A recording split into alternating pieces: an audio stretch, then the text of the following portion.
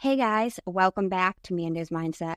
As always, I'm your host, Amanda Musso, and I'm here today with Hannah Blackburn, and we are going to get into a lot of different things today. We're going to talk a little bit about body dysmorphia and how that stems from some of the stories we tell ourselves and some of the things we witness within our lives. And we're going to get into a little bit of Hannah's background and everything like that. My pleasure. I'm happy to have you. So I start my podcast by asking the guests about their hooray for the day. No, it's a pretty early day so far, but something positive that has brought a little piece of gratitude or hooray into your life. I love that. Hooray for the day. That's amazing. I went horse riding this morning and I'm learning to do something called shallow loops, which is kind of complicated and a bit long to explain, but it's basically dressage work, trying to get your horse to work well in certain shapes. And I did it really well this morning. So that is a hooray for me because it's quite tricky. Yeah, that was my gratitude. That's awesome. So now I start my podcast by asking guests who they are at the core. So who would you say? Wow. I don't think I've ever been asked that before. Who are you at the core? Wow. I'd like to say authentic. And I think that sounds very simple, but authenticity is power to me. Feeling safe enough to be myself, like truly myself in the world. And I think it's taken me a while to get there, but it takes courage. So I think for me, it's authenticity and power, empowerment. I think that is who I am to my core. And I would like to think that I'm kind. I would like to think that I'm nurturing. Yeah, I would like to think that, I think there's a reason I'm in the job that I'm in. I'm in the service providing world. That's quite a big question. Who are you to your core? And I don't know if people answer that with one word, but I suppose multiple words I could use to describe that. I don't know if that was a well-rounded enough answer. No, you're good. However you interpret that. I get what you're saying. Now, can you tell us a little bit about your background, upbringing, your family dynamic, where you grew up, and the layout of that, however deep you want to go? Yeah, I'm English, which is quite obvious from my accent. I was brought up in the north of England in a place called Newcastle, which is, I'm biased, but I think it's the best city in the world.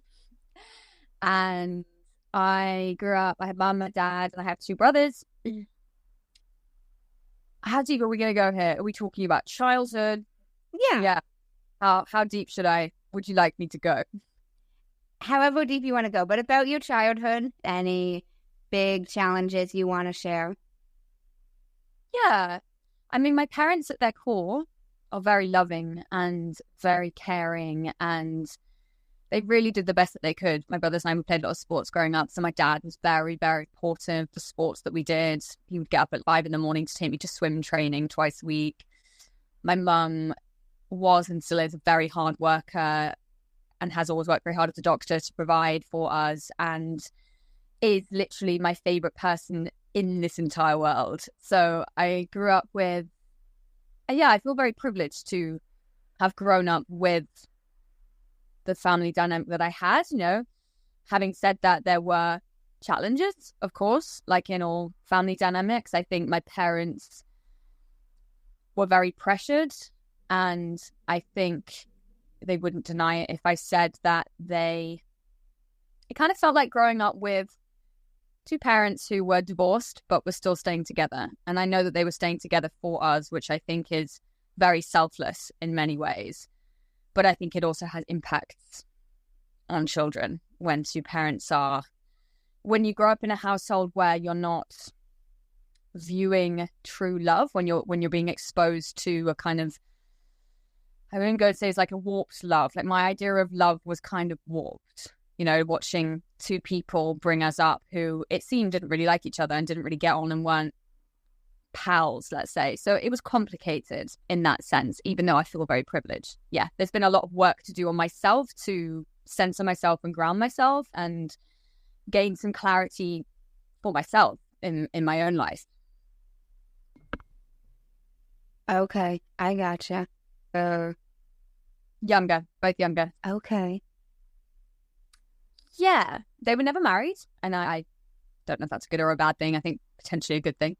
But yeah, they are still together. And I think now it's got to the point where they're a bit older and there's more of this caretaking that's going on because, to be honest with you, it would break my heart if either of them were living alone because, you know, older people can die of loneliness. And it's not a very nice thing to imagine anybody going through who you love and you care for. So I'm kind of glad, even though there's still this feeling of, you know, my mum still resents my dad in many ways, I think. But there's more camaraderie between them, which is comforting for me to see at this stage. There. Now, do you still live close by them in proximity, or?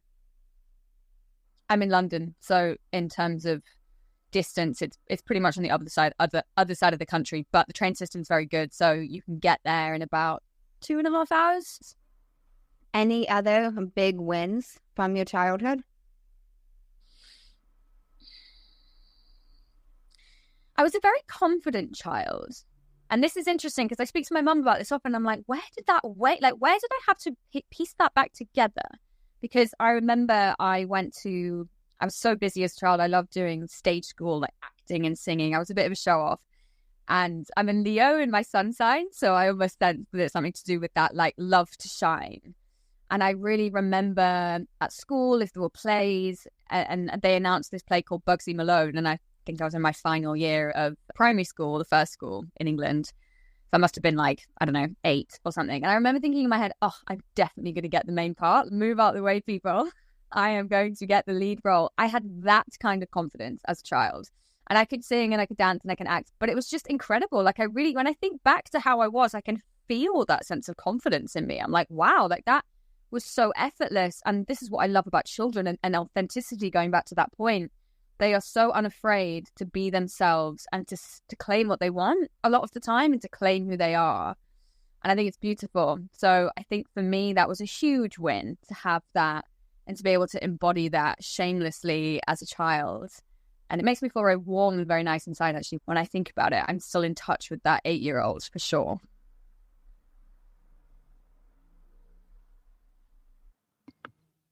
So you would say you are still just as confident as you were back then? No, I think I have an essence of it. I think I'm rebuilding it. I think some things, as we all experience in life, have happened throughout my life. And I don't know whether it's one big moment, I think it tends to be an accumulation of things, has broken that confidence, I think, because my self-esteem, I would say I love myself now, but it's not quite unconditionally. And that's what I'm working towards. It's unconditionally.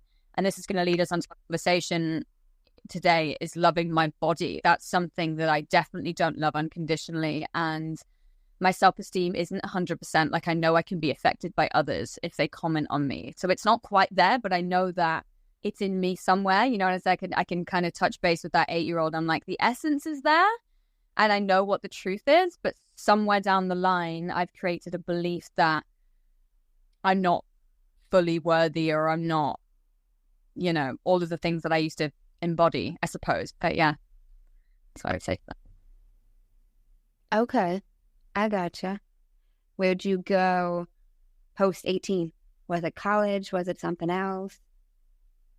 Yeah, it's university in the UK. So I went to a place called Liverpool. I don't know if you've heard of Liverpool, but it is the most fun place. Probably the closest to Newcastle that I could get. So if you're from England, you can resonate with this. The northern cities, the type of personality, there's a type of charisma, there's a type of energy. Liverpool was pretty close to where I was from, so I felt very at home there. And I met some incredible friends who are still my best mates, lifelong friends. I feel like I just went to uni to socialize and to party and to enjoy. Like, I studied criminology and sociology, which was interesting. It was so interesting, but I wasn't really there for the degree. I feel like we had to choose them so young that I was just like, whatever, I'll pick that because it sounds good. I was just there for the ride. So yeah, it was epic. Very memorable. Okay. Now you said criminology, right? Yes. Okay. No, I went to university as well, and I got my double degree in legal studies and sociology. That's interesting. Did you pursue anything within that realm? I found it's interesting because I found the way that I taught sociology incredibly boring, to be honest with you. I found it just incredibly dry. I loved the criminology modules, but the way it was taught, and maybe I just wasn't in the mindset for it back then. Sociology now for me is very interesting, and psychology in particular. And I think if I could go back, I would probably choose psychology because I find psychology fascinating. So I feel as though I've gone down the realm of, let's say, investigation because the who I am, and actually maybe coming to think of it, maybe this is who I am at my core. I'm a bit of an investigator. I'm a bit of a truth seeker, I suppose. I'm a bit of a knowledge seeker, I guess. I want to discover things and deepen my learning and deepen my expertise. And I think I'm a coach and a Pilates teacher. And there's something about criminology and sociology that fits into that because it's very much about investigation and looking at the way that different parts of the world coordinate with each other and how the world is set up in certain ways to suit some and to not suit others so much. I'm still very interested in that. So I'd say from a personal perspective, I'm still very in tune with that work. Now, post-college, where'd you go from there?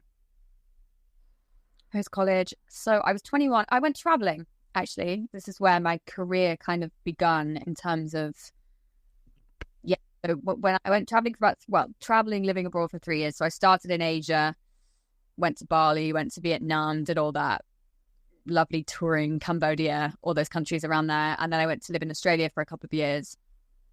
And then went to live in New Zealand for about 6 months and then came home via India. I think I went back to Bali, Thailand. So yeah, spent a lot of my time on the southern hemisphere. But during the early stages of my trip, it must have only been about a month in. And I was 21. I used to drink a lot back then. And I used to get quite, never really used to be able to control myself. And I remember I was on a boat party in Bali. And we must have just been throwing drinks all over the place, or they were just falling out of our hands. And the deck was really slippy. And on some of these boats, you have these really narrow staircases where the toilet might be at the bottom of the staircase, and you've got to climb down this, it's an incredibly narrow staircase to get to the toilet. And I vaguely remember this, but I slipped, and I remember landing horribly. But apparently, I landed on my neck, and I don't remember getting home. Must have had, I'm pretty sure I was standing after that, but that could have been it could have gone really wrong. And this is such a, I can almost laugh at it now because it's as if I did this, but, classic 21, didn't have any travel insurance. So went back to my accommodation and I was literally lying in a dorm. There was 2 other people that I'd met that literally were like, why are you being so pathetic? Get up. They thought I just had a hangover. I thought I'd broken my spine. I was lying in bed for 3 or 4 days, literally unable to move. At the time, I mustn't have told my mum because she's only found out about this recently. But I told her the story. I'm pretty sure I didn't tell anyone because I was like, God, I can't go to a hospital. I'm going to have to pay thousands of pounds. About 4 days later, I managed to get out of bed and literally I was limping, started to get my back massaged and things were getting better, but there was just this real dull ache in my back. And this is actually what led me to be a Pilates teacher because I discovered Pilates about 6 months later and started to do it as a rehabilitation on myself and then realized, okay, I can actually build strength here. That's the start of what could be a long tangent, but it's quite a big part of how this work started for me. Yeah. Pretty brutal. Wow. You said boat party in Bali and I was like, that sounds like a blast. Oh my God. I was not expecting that to be the end of your story. Yeah. Wow. That's intense. Okay. And 3 or 4 days you were not moving. Okay. Yeah, it was pretty bad. I remember lying on I must have had to get up to go to the toilet, but I remember lying there in so much pain and I remember it was in my chest as well. It was just all parts of my spine were just in so much pain. I remember lying there just being like, I'm just going to have to sit this out. And it's madness that, isn't it? Because at 30 years old now, there's no way in hell I would do that. I'd be like, whatever, I'll pay whatever I need to pay. Get me to the hospital, get me to a mainland hospital ASAP. And you just get, so it's funny the things that you do or the things that I did at 21 years old, right? I'm glad to say, I'm very pleased to say that I've evolved massively since then. That's honestly so true. I'm only 27 myself, but even when I look back at things I did at 21, I'm like, Amanda, what were you doing? What were you doing? Like, even though it's only 6 years, some of it, I'm like, I would not fucking do that now. I would not do that now. No. It's so interesting to look at, like, how we evolve over time and decisions you made back then that you would so do differently now, It's always so fascinating to me. So now, you mentioned you got into Pilates after this incident with your neck. How did that come to be? So, I think it was when I was in Australia, actually. I was really struggling with this back pain for quite a while. And it took me maybe 6 months to discover that Pilates actually existed. I think I was living in a place called... Was I living in Brisbane? I think it was either Brisbane or Byron Bay. I remember doing classes when I was living in both of these places in Australia. Brisbane is quite chill. Byron Bay is this incredibly... I'm going to use the word hippie because that's what tourists would say. It was like walk around in no shoes. I used to drive this Mitsubishi Lancer with a 9'2" surfboard going across the car, so I could never see my left wing mirror. But that was fine because I was in Byron Bay. And I would just drive around, like that. I learned surf. I would go surfing in the morning. It was, I would work maybe like 10 hours a week as a waitress. It was epic. But I started to, very different to my life in London. So I think that's why the contrast is just, it's incredible. But yeah, I started doing classes when I was in Brisbane. And I just started to notice this difference in how I felt and what I looked like. I wasn't particularly body aware and I didn't realize what good posture was or what bad posture was. I think I was very what's called kyphotic, which is basically where you're kind of hunched over forward. You see this a lot with people nowadays because everyone's sitting at desks, but I was very hunched forward.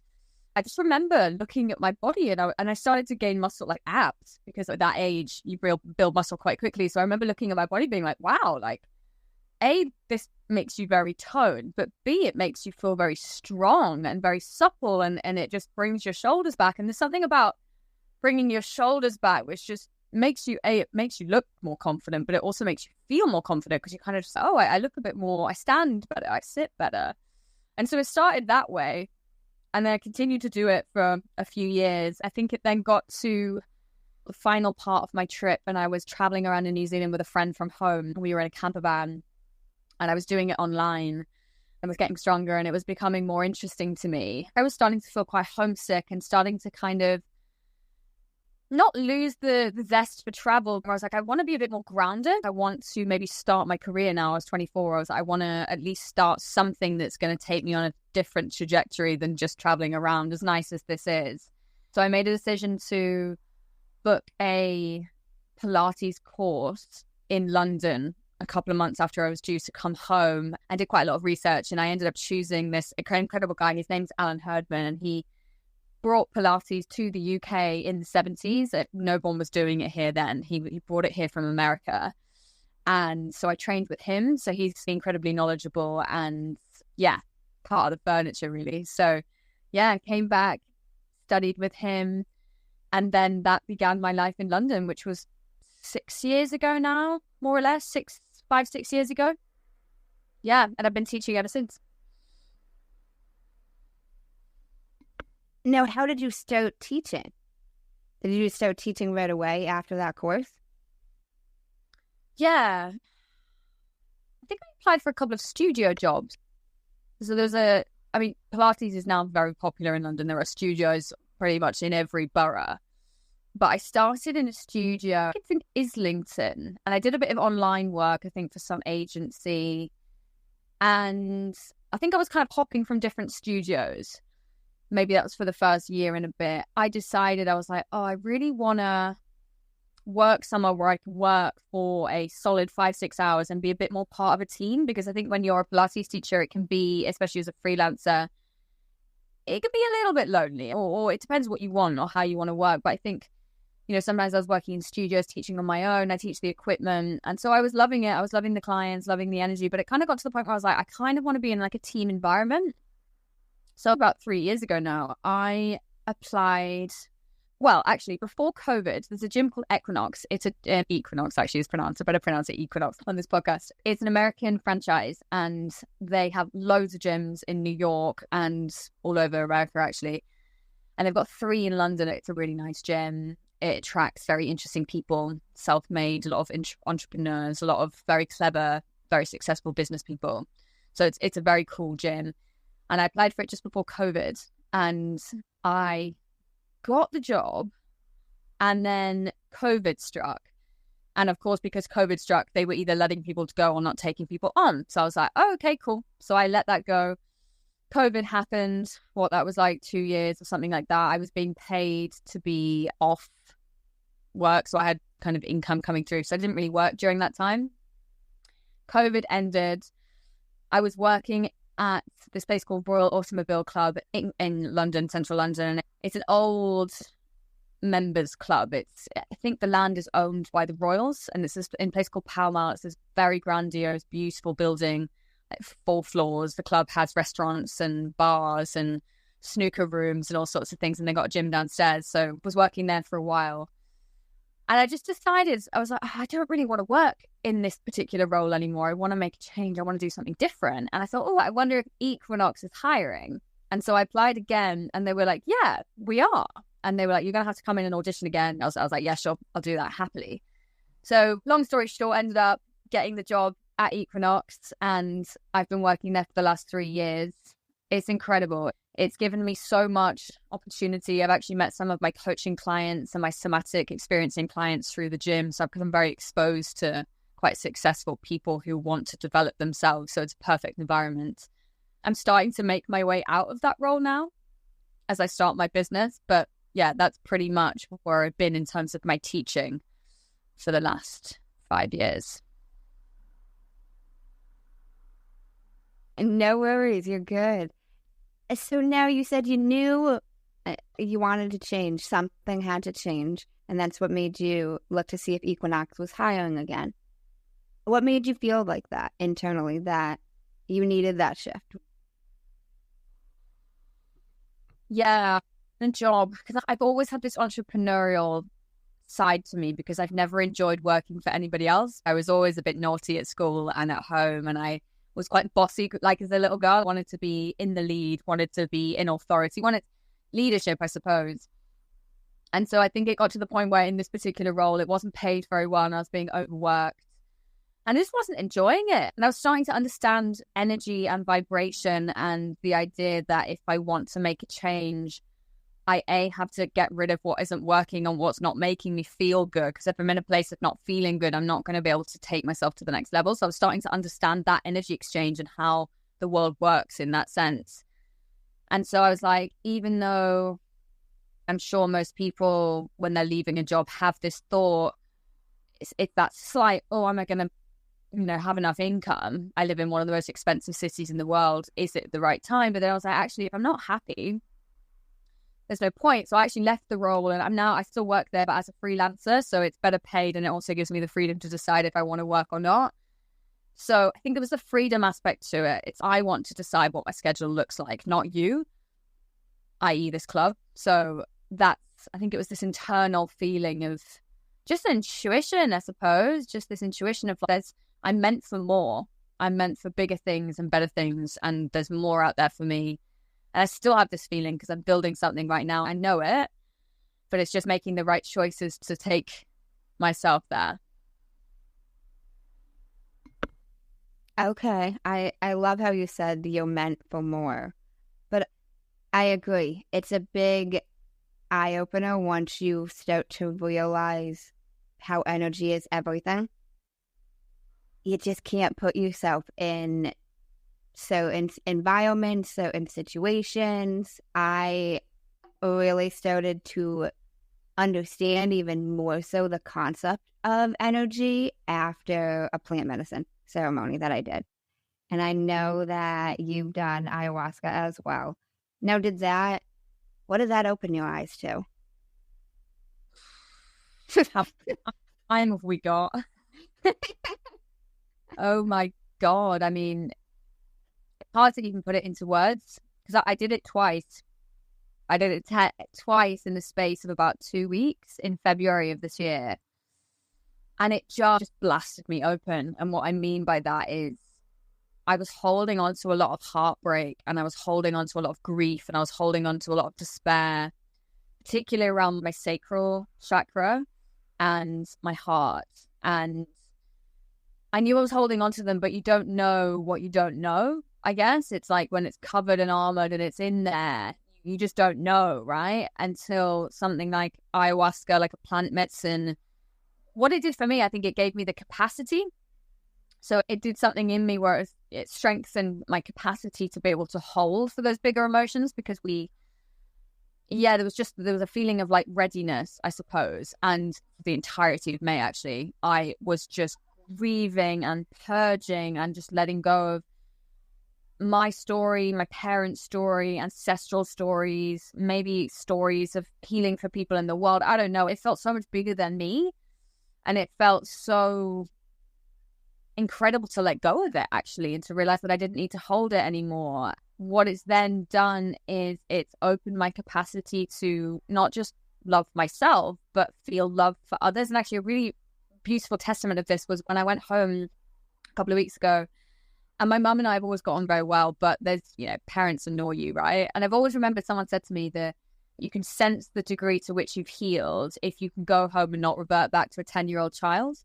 And I really felt like I was home, but like myself, I didn't feel like I was reverting back to a child. And my mum said to me while we were on this walk, she goes, it's really interesting how as you've become kinder with yourself, she said, you're much kinder with me. She said, you're much kinder with others. And it was just really interesting to have that reflected back to me, because it is just this, it's just reiteration of we treat others how we feel about ourselves. And so for someone to reflect that back to me, I was like, wow, okay, that's what that healing has allowed me to do. It's allowed me to heal the parts of myself that I detest, really reject, and don't want to look at. And it's almost like it's put up this big mirror in my face, and actually from all angles, like I've got them all from, all over the place. So I cannot avoid looking at my shadow. And I think that is the gift that it's given me. It's allowed me to look at myself and not be afraid of it anymore. And I think when you can do that as an entrepreneur, it's huge, right? We need to be able to sit in the unknown. We need to be able to feel the pain, to feel the light. It's part of what we need to do as people in this healing environment and in the leadership environment if we want to do it consciously. So yeah, I think that's only a snippet of what it's given me, but it's been absolutely profound. Okay. Wow. That's intense. Twice in 2 weeks. I knew you did it twice. I didn't know it was that close together, though. Oh my God. Okay. I love how you mentioned you don't know what you don't know. And that is true in terms of subconscious and plant medicine opening up. But I think that is so true with every area of life. Even anything you're studying, anything you're doing. So many people will always be the first to say, like, why'd you do this? Why'd you do it this way? Again, you don't know what you don't know. And that is something I have said to so many people, even in terms of my podcast, because why do you do it this way? Why do you record this? Literally, I don't know what I don't know. This isn't, why did you use this type of mic? This is what I know, And so I love how you mentioned that. But I think ayahuasca really will open you up and show you like a lot of shit, whether you want to see it, whether you don't want to see it, like it'll open you up. Like coming back to that awareness, it will help you have more awareness, just because it's like, even me, for example, like it showed me things, even different experiences I had that I just didn't even remember. So even something as simple as that not even necessarily experiences that I would say are quote unquote good or quote unquote bad, just random general things that I'm like, this happened? Oh, yeah, it did. You have any plans to do any plant medicine again anytime soon? Potentially September. There's an opportunity to do ayahuasca in San Pedro, which I've been advised are a incredible combination. And the two shamans who are holding the ceremony, I know, and they're a couple actually. I've done my 2 previous ceremonies with this woman. She's amazing. And yeah, I feel like it probably will be the most incredible experience. But my plan is just to see what's happening for me closer to the time, because I think I really respect it. And I just want to make sure that my body is in a place where it can take that, because we know what happens after, right? It's not necessarily what happens in the ceremony. It's the aftermath. It's what happens after. I'm going to feel into it intuitively. I think it's a pretty good chance I'm going to do it, but I'm just going to feel into it slightly closer to the time, I think. Yeah. Okay. No, that's so cool. I really like how you mentioned you're going to wait until you intuitively know, which I emphasize a lot because I've talked about ayahuasca a few times on the podcast, and it's something that you'll just know. Like, for the longest time, I was somebody who was like, I would never do plant medicine. I was kind of anti-ayahuasca. And then one day I was like, I'm going to research this. I started hearing more about it. I booked my ceremony 2 weeks before I went. So I did not have a lot of planning, thinking. Intuitively, I just knew for some reason I've got to do this. I don't know the whole reasoning, but I just know I got to do it, you know? So I like how you mentioned that. And I will say, like I say to everybody all the time, ayahuasca, even more out of all the plant medicines I've interacted with, I will say is not something I recommend doing if you don't feel called to it. If something intuitively inside you energetically doesn't say, I should try ayahuasca, just because you hear somebody talking about ayahuasca like on a podcast doesn't mean you meant to do ayahuasca. But yeah, so I want to transition a tad bit into the body dysmorphia. So you mentioned how you were really confident as a child and around 8 years old. So when did that start to transition and you started to have some body dysmorphia?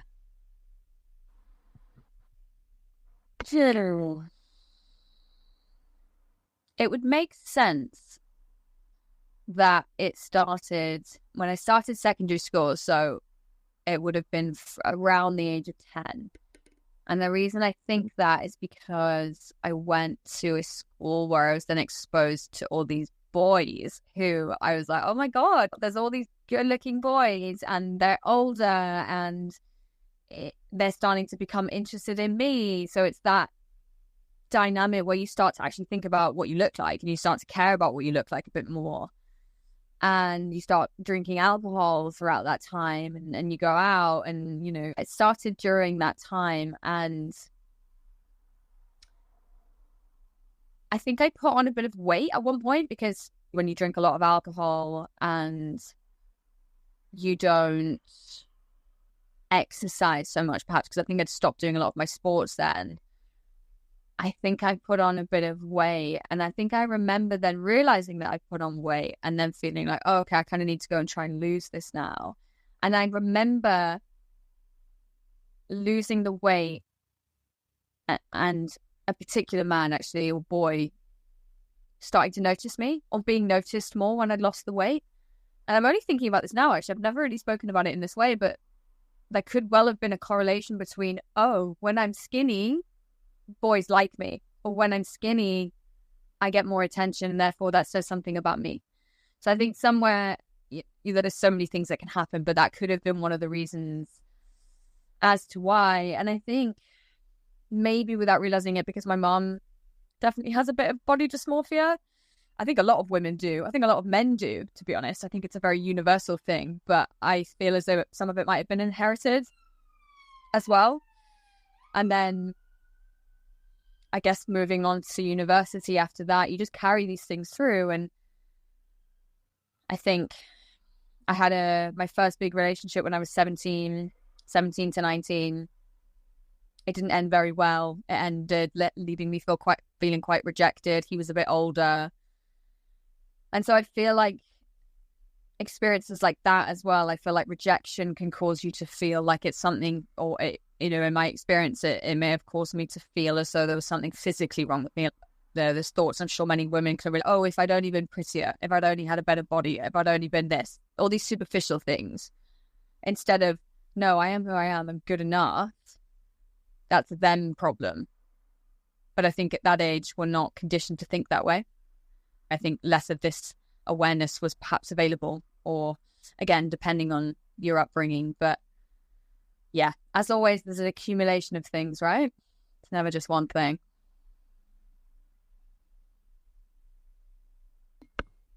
That's very true. It's always an accumulation. That's interesting, though, about the man you mentioned commenting about once you had lost some weight, about that correlation there.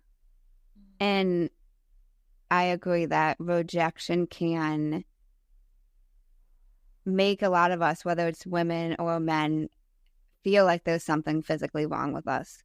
And I think that's rejection in terms of any aspect of life, whether it's rejection from a romantic type of situation or even rejection from anything else you're trying to achieve in life. So you mentioned your mom has a little trace of body dysmorphia. How did you notice that? Did she tell you that? No, I mean, she's always had a funny attitude with eating, and she's been open about it. And it's, we can kind of laugh about it now, but she tends to not eat very much, and she tends to comment on the fact that she doesn't like her stomach, and she's tiny, like she's very small frame and very small, very petite. And I feel like she's not satisfied with the way she looks, I guess. And I don't know if that's what she was like growing up, but I guess if she's like that now, she probably was like that when I was growing up. Yeah, I feel like we inherit some of these things. Even if your mum's thinking it about herself, she might not even need to say it. I think kids are so intuitive that they absorb so much on a very unconscious, energetic level. And looking at the way she navigates food now, she has very small portions, doesn't eat much a day. And I have a bit of a funny attitude with food as well. I have a bit of guilt that comes up, particularly when it comes to desserts, actually. I think generally stodge doesn't sit very well in my body. Like, I think it can feel a bit yucky for some people to have lots of takeaway food and crap food, because ultimately it can make you feel shit because it's not healthy. If I eat too much of that, I feel guilty afterwards. I feel like, I need to work out in the morning, or I need to make sure I burn that off, or I'll look at my stomach in the mirror and be like, oh my God, like I've put on weight literally after eating a meal. So there's a very paying attention to close detail, and I don't calorie count. I don't think about things before I eat them. It's more after I've eaten things, and I do tend to just steer away from things that are too fattening, I suppose. I don't indulge as much as I could. And it's interesting, I realized the other day, because I have an intolerance to dairy, and I was thinking about this, it's actually been a bit of a blessing in disguise, because it means that I can't eat things with dairy, so that allows me to say no to things that would make me feel guilty. It's almost been a bit of a blessing in that sense, because I find vegan food tends to be a little bit on the healthier side. They won't put quite so much of the processed stuff or fatty milks or whatever in it. Yeah, I went off on a bit of a tangent there, but that's basically it. Now, I know you said you don't remember if she was talking about that when you were growing up or whatnot, but I agree. Kids are very intuitive. And even it could be something as simple and small as her looking at herself in the mirror. And if you witness that, and maybe she didn't look happy looking at herself, it doesn't have to be this whole grand big thing, or even her saying it, for it to have unconsciously affected you. Okay. And now you said you find yourself feeling guilty after consuming certain foods. Have you always dealt with that? I feel like not when I was doing loads of exercise, because when I was really fit, when I was younger, like quite young, I remember coming home at like 10 p.m. and I would have a big loaf. I could have half a loaf of French bread and loads of butter on it, loads of cheese, didn't think anything of it. And I probably didn't put on any weight because I was exercising so much. So I feel like maybe it's when I stopped exercising so much, and because I was used to being so thin, it didn't even occur to me to think about food. I would eat whatever I wanted. But maybe it was the growing up and realizing that fast metabolism doesn't stay where it is and you can put on weight. And I suppose if you're, I don't know, maybe I was more body conscious than I realized. But I suppose for a young girl wanting to impress guys, you start to notice and you start to, I guess we had magazines back then because we didn't have social media. But yeah, you look at magazines and you'd have pictures of bikini models or whoever it was. And I suppose then you start to compare because you start to be like, oh, I don't look like that. How can I look like that? The bar is set so high, and it still is. So I suppose you just become more aware, don't you? You become more aware of other people have a boyfriend. I don't have a boyfriend. Why is that? I think it's just a lot of it's internalized misogyny, I think. But, we don't need to get into that bit of a heavy one. No, I get you. I get you. It runs so deep, And I think it's really tough, even that, like you mentioned, oh, she's got a boyfriend, I don't have a boyfriend. That comparison, whether we want to compare ourselves or not, it is so hard not to. And I love how you mentioned magazines because I've never heard that compared to social media. But that is so true. And I, for the longest time, like, I'm young, but I still grew up in an age that social media wasn't a thing. Like, I didn't have a smartphone till I was in high school. So I'm one of the last generations, and I'm so fortunate for this. We did have where we were seeing even celebrities, like, on these magazine covers, in the magazines. And I even remember back when I was, like, a teen and, like, the Teen Vogue and all these different things and, like, wanting to look like certain celebrities, which I do think can stem and lead to that having a more difficult time accepting our bodies, because we see what is looking, quote unquote, the ideal socially acceptable body. And it's not, a lot of us don't look like that, But yeah, I've struggled with my own sense of body dysmorphia as well. I have a weight loss journey where I lost a lot of weight. I did it in an unhealthy way at the beginning, so a lot of it I gained back. And then I did it in a healthy way, lost a lot of weight.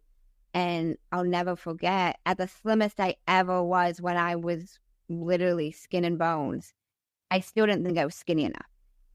And I remember thinking to myself, because subconsciously, internally, I was still unconsciously not even realizing it, but calling myself like the fat girl, even though it wasn't the fat girl, And I think the stories we tell ourselves really can fuck us up. They can either be great or they can fuck us up. Yeah, totally. As simple as that. But I suppose the beauty is that we can reverse all of that, and belief systems can be changed and adjusted and mended.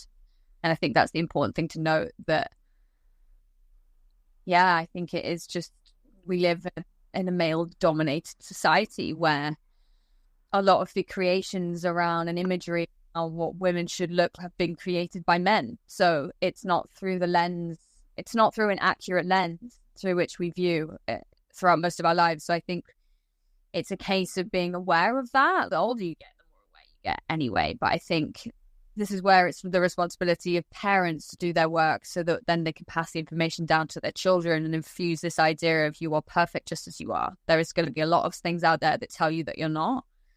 And you must make sure, or try your best to stay true to yourself and do not believe what you see and do not believe what you hear, because it's, a lot of it is fantasy and it's not real. So especially with the age of social media. It's now completely uncensored. So I think it's just coming back to ourselves again and again. And it will forever be a case of coming back to ourselves, because we can be affected so easily by clever marketing and other people's projections and other people's ideas. And I guess particularly in relationships, this is why I'm so fascinated by relationships and attachment styles and things like that, because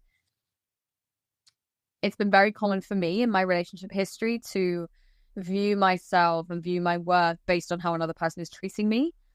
And it's been a big problem throughout my relationship, throughout all of my relationships. And it's, I didn't even have the awareness of that throughout most of my relationships. And I suppose now having the awareness, that's why you can change things, right? When you're aware of a problem, that's when you can change things. But there's a lot of projection there, I think, as well, where body dysmorphia could come from as well. This is bringing something up for me. So 17 to 19, this first relationship of mine was probably the more serious relationship. And he must have been about 5 years older. And I remember this very distinctly. He was a promoter in Newcastle. That means he used to run nightclub events. And he would always be surrounded by girls around his age. And so I guess around the age of 24, you start going to the gym a bit more. You got muscles and you're looking after what your body looks like a bit more. And because I was 17, I suppose you care a bit less about that, I think. Or I did anyway. And I remember him saying to me, we were lying in bed one morning, and he was like, oh, you're not... What does he say? He was like, you're not muscly, are you? Or you're not toned. I remember him saying this. I remember him being like, oh, you're quite slim, but you're not toned. And I also remember maybe one morning I had a bit of a bloated lower stomach. I remember him kind of patting it and being like, oh, you're a bit tugs. I think that might have been the word that he used. And it's little things like that can be so detrimental for a young girl, because without realizing it, you've absorbed that and that's become a story, without realizing it, because you're not even aware of what's happening. This person's projection has hit you, and then you're like, oh, that must be something to do with mine. And then I suppose when it becomes like that, then lays the foundation for other things to also sit on top of that. It weakens your sense of self and it weakens your self-esteem. And then once you've lost that core self-esteem, unless you start to do the work and you get help for that, you're in a bit of trouble. You're more susceptible to criticism, and you're more susceptible to those lower vibrational beliefs about yourself. So yeah, that was an interesting example there.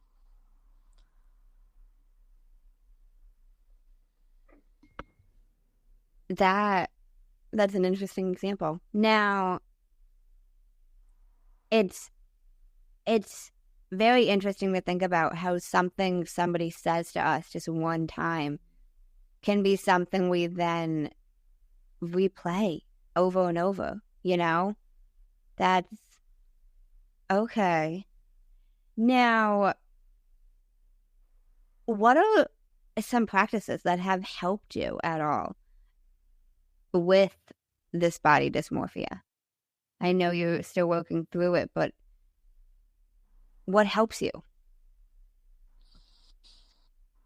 Well, I think because it all stems from how worthy I feel about myself. So it's going back to that self-worth, and a lot of my worthiness, it comes from my sacral chakra, which is where our power comes from, and my heart. For me, it's been a lot of inner child healing, somatic healing on a physiological level, those parts that hold the stories of I'm not good enough, there's something wrong with me. And so it's been a lot of therapy with other people holding a space, and that's given me tools then to do it myself. So I've learned the tools to kind of be with, but ultimately it's really loving myself to my core, so that whatever's going on externally, I can be more compassionate with myself about. If I'm having a day where I'm a bit bloated, I can be like, that's okay, that's cool, I still love myself, I'm still beautiful, regardless. And I think it's that internal love, right? So that I'm not externalizing my worth. And that could be not just based on what I look like, that could be based on how well I'm doing in my work, or how well my relationship is going, or, trying not to externalize my worth and my value, essentially. So it's mindset work. It's catching myself when I'm going into any negative thoughts, catching myself when I look in the mirror. How am I looking at myself? Am I looking at myself with love, or am I looking at my body thinking, like, what is going on when I'm looking at myself? And I think it's really helpful when you do catch yourself to kind of be like, which lens am I looking through here? Is it ego, or is it my essence? Is it love? And it's just noticing the difference and being able to drop out of that egoic, the internalized misogyny, the projection, what I think I should look like, dropping out of that and getting rid of that for a second. And what would it be like to look at myself from love? And that's an interesting exercise to do in the mirror, because it's not so easy to really look myself in the eyes and say, I love you. And so it's been a practice that I've been trying to incorporate, actually. It's like looking at myself in the mirror, looking at myself directly in the eyes and saying, I love you. And just notice what it brings up for me. Notice some days it's easier than others. Some days it might be, oh God, that's so uncomfortable. Other days it's, yeah, I do. So it's just these constant practices of catching ourselves when we're going into these places that aren't so healthy, perhaps. And like building a muscle, the more you do it, the more it becomes your way of being, and the more indestructible your self-esteem is to others' opinions. Okay, that makes a lot of sense. I love how you mentioned which lens am I looking at this from. I think that's a great question to ask ourselves, even if it's not in terms of looking at your body, even if it's in terms of being hard on yourself over anything or any thought you have about yourself. Is it coming from ego, or is it coming from love? Like, where is it stemming from? And I love that you mentioned looking at yourself in the mirror and saying, you love yourself. That's beautiful. I love that. Now, I want to transition just a tad. A lot of guests and a lot of people tend to have a point in their life where something shifted for them, where they realize something different about themselves, something different about the world around us, kind of what you could say an aha moment. Would you say you've had a big aha moment? What would you say it was if you did?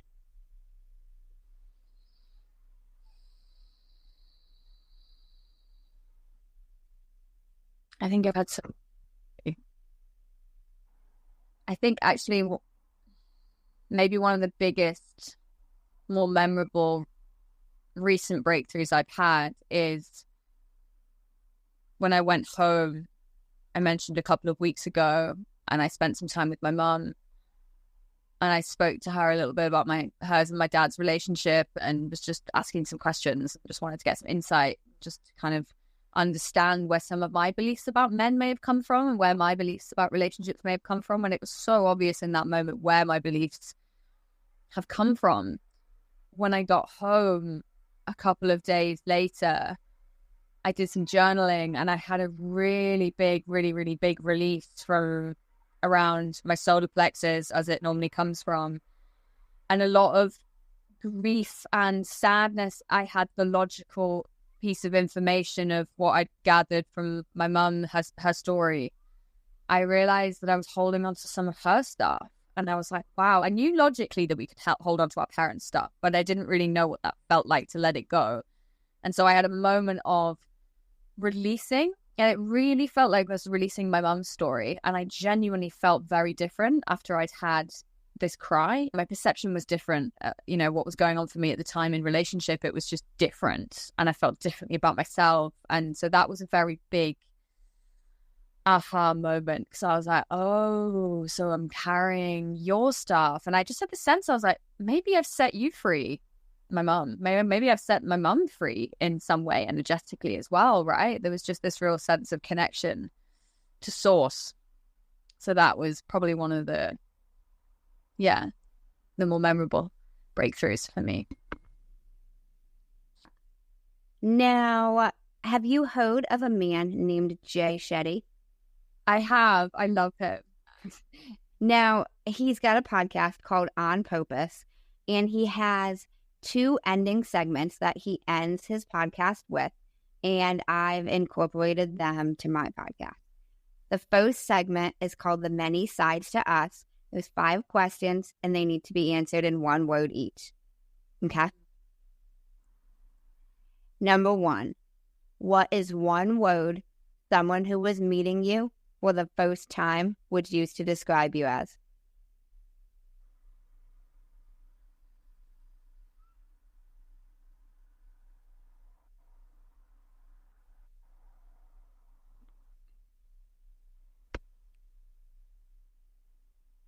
Fun. Took me ages to think about that. Number 2, what is 1 word someone who knows you extremely well would use to describe you?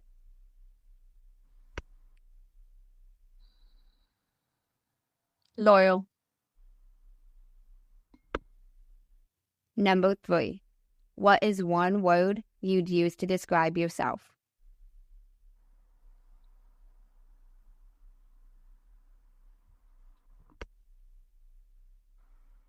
Inspiring. Number 4, what is 1 word that if someone didn't like you or agree with your mindset would use to describe you?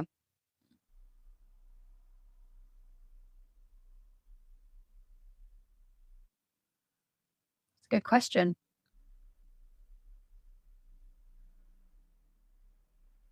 I don't know. I guess some people might think I'm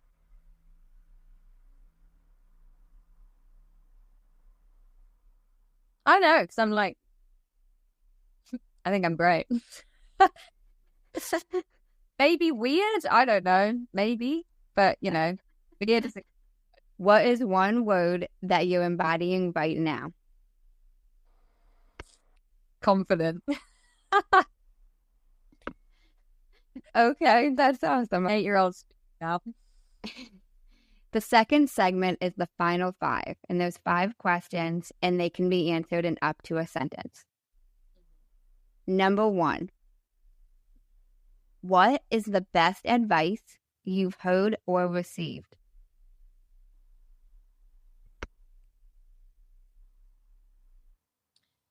When you keep your heart open, you're free.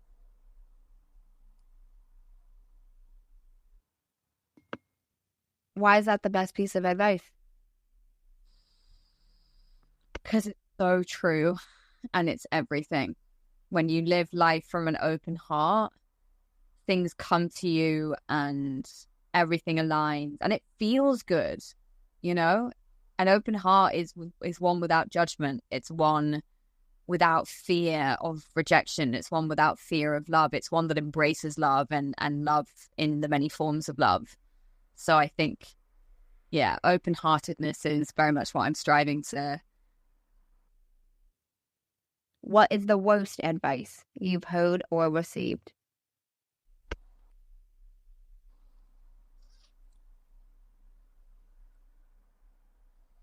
I would say generally, when I ask, and God love my friends, but I think sometimes I basically realized not to take anyone's advice for a lot of things, because not that it's not good advice, but it's not my view. It's not it's not my truth. So I think in general, taking advice from friends about relationship, I love my friends to death. And I know they're always so protective and I know that everything comes from love. But I always realize whenever I listen to other people's advice, I'm like, but that's not my truth. That doesn't necessarily align with what I think. So I think just generally listening to people's advice, but not necessarily taking it, because you've got to follow your instinct. What is something that you used to value that you no longer value? Adjusting my behavior to please other people. Yeah. Okay. Now you used to value that? Unconsciously, yeah. I think I will please her without realizing it. But now I'm onto myself and I understand what that looks like. I'm much more able to be like, is that really something I want to do, or am I just doing it to make them happy? And now I'm very much, and again, this is where it goes back to the authenticity of my core. That's who I am. I'm going to be me, even if you don't like it, because that's on you if you don't like it. obviously within reason. You know, I consider myself a respectful, kind person, but you know what I mean. If you could describe what you would want your legacy to be, as if someone were reading it, what would you want it to say?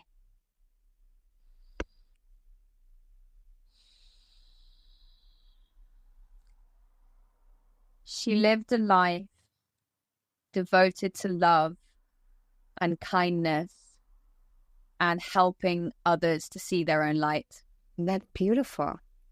After that, I'm gonna have to write that down later. That I like that. If you could create one law in the world that everyone had to follow, what would it be? And I'm gonna want to know why. Everybody has to deal with their own shit. Everybody has to do the work, because the more people that do the work, the less trauma, the less less violence, the less anger, hatred, all of the shadow emotions that cause, the terrible things that happen in the world. And it would be a specific requirement for those in power. So those in government and those in leadership, specifically for them. And then that can trickle down to everybody else.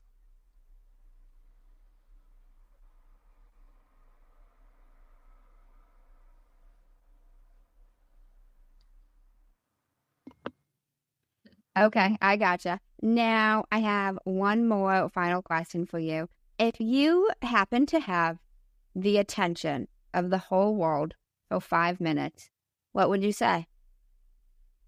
I like that.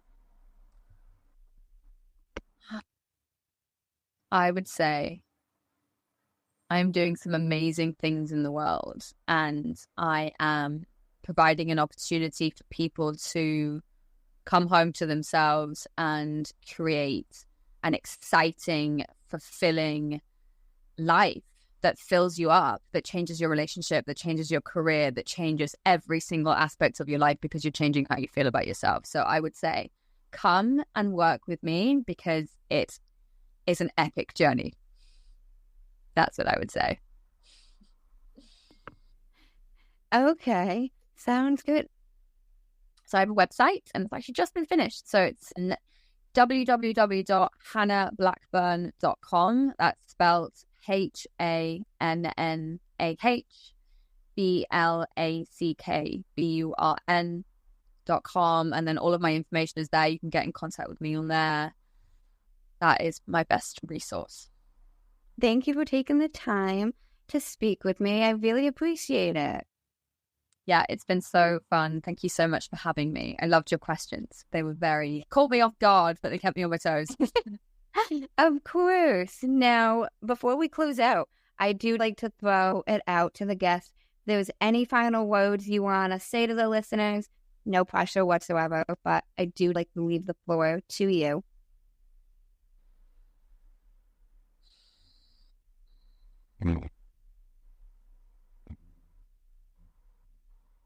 I would say just whatever you're doing in life,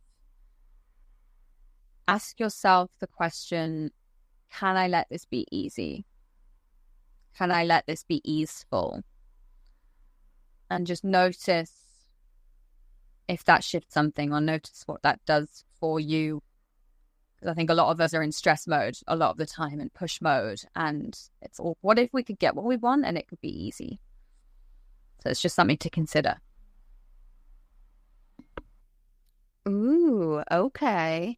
That is an interesting point. Well, thank you so much. Again, I really appreciate it. Anytime. And thank you guys for tuning in to another episode of Mander's Mindset.